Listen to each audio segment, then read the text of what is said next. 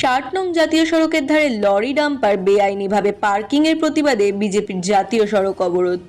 বাঁকুড়ার গঙ্গাজল ঘাটির দুর্লভপুরে বিজেপির পক্ষ থেকে জাতীয় সড়ক অবরোধ।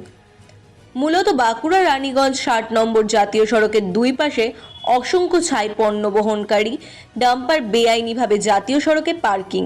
এছাড়াও রাস্তায় এতটা পরিমাণে ধুলো সৃষ্টি হচ্ছে, যাতায়াতের চরম সমস্যার সম্মুখীন হতে হচ্ছে জনসাধারণকে। এমনটাই অভিযোগ তুলে গঙ্গাজল ঘাটির দুর্লভপুর বিজেপি নেতা অজয় মাঝির নেতৃত্বে জাতীয় সড়ক অবরোধ করল বিজেপি কর্মী সমর্থকেরা।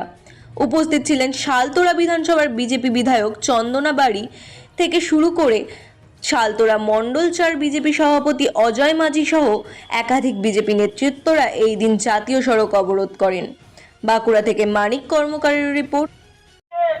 লড়াই করতে হবে এবং যাতে আমাদের এলাকার উন্নয়ন ঘটে এবং কর্তৃপক্ষরা যথাযথ ব্যবস্থা নেন, সেটা মন্ত্রে আমাদের মধ্যে উপস্থিত আছেন আমাদের শালতোড়ার বিধানসভার বিধায়িকা সম্মানীয় চন্দনা বাউরি মহাশয়া, উপস্থিত আছেন আমাদের শালতোড়া 4 নম্বর মণ্ডলের আমাদের জেলার সম্পাদক সম্মানীয় শ্রবণ কুমার ঘোষ। এভাবে দুর্লভপুর এলাকায় দ্বিতীয় নামক এক সংস্থা, তার সাথে পুলিশ প্রশাসন যেভাবে মানুষের ওপর অত্যাচার শুরু করেছে, তার বিরুদ্ধে আজকে আমাদের আন্দোলন ছিল। আজকে দুর্লভপুর রোডে দীর্ঘদিন ধরে ছাই পড়ে আছে রোডে, যেগুলো পার্কিং করেছে দ্বিতীয়, সেই পার্কিংগুলো থেকে কাদা উঠে রোডের মধ্যে যাচ্ছে। রোদ দিলেই ধুলো, আবার জল হলেই কাদা। সেই জায়গা থেকে মানুষকে আমরা স্বস্তি দেওয়ার জন্য আজকে আমরা রাস্তায় নেমেছিলাম। জাতীয় সড়কে তো একটা দীর্ঘদিনের সমস্যা, তাহলে প্রশাসনের ভূমিকা প্রসঙ্গে কি বলবেন? প্রশাসনিক ভূমিকা কিছু নেই, প্রশাসনিক এখান থেকে দ্বিতীয় থেকে টাকা পায়, সেই কারণেই প্রশাসন ওদের হয়ে কাজ করে। কি চাইছেন এখন, কি চাইছেন? আমরা চাইছি যাতে প্রশাসন সজাগভাবে কাজ করে এবং প্রতিটা রোড ক্লিয়ার থাকে, রোডের সাইডে যেন না ডাম্পার দাঁড়িয়ে থাকে এবং প্রতিটা যে সমস্ত পার্কিংগুলো আছে সেই পার্কিংগুলো যেন কাদামুক্ত হয়, তার জন্য ঢালাইয়ের ব্যবস্থা করতে হবে। আমরা এটাই বার্তা দিতে চাই। দেখুন, আমরা দীর্ঘদিন ধরে আমাদের একটা দাবি ছিল, আমি 2021 সালে ঢোকার পরে আমি ডিবিসিকে একটা চিঠি দিয়েছিলাম যে যেভাবে এই যে রোড আমাদের 1 নম্বর গেট থেকে মানে যেখান থেকে ছাইগুলো বেরোচ্ছে হাসপাতালি যে জঙ্গলটার পাশ, তো ওইখান থেকে যে ধুলোটা আমরা ডাস্টটা যেটা পড়ে পড়ে আসছে, চাকাতে লেগে পড়ে যে ডাস্টটা মেন রোডে যেটা পড়ছে, সেটা পড়ার পরে প্রচুর মানে ছাইটা উড়ছে বাতাসে।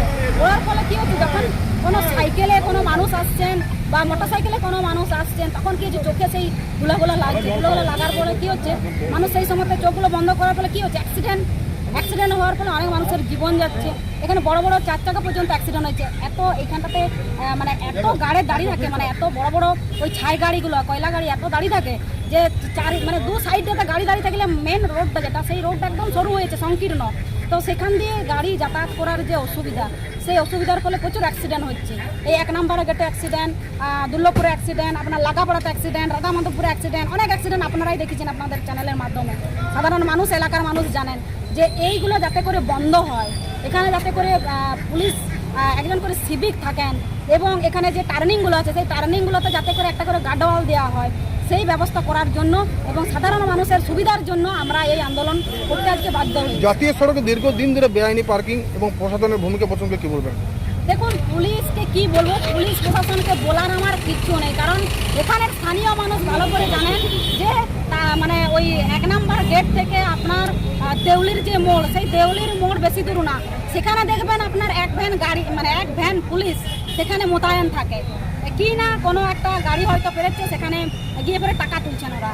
কিন্তু এখানে যে এত বড় একটা ডিটিও নামক একটা যে সংস্থা চলে, সেই সংস্থার যে এত গাড়ি বের হচ্ছে মেন রোডে যখন উঠছেন, তখন ওই গাড়িগুলো যখন ঘাটি দিক থেকে যখন এই দুর্লভপুর দিকে গাড়িগুলো আসছে, সেই গাড়ি তো স্পিডের মাথাতে আসবে ধরুন, কারণ ন্যাশনাল হাইওয়ে রোড।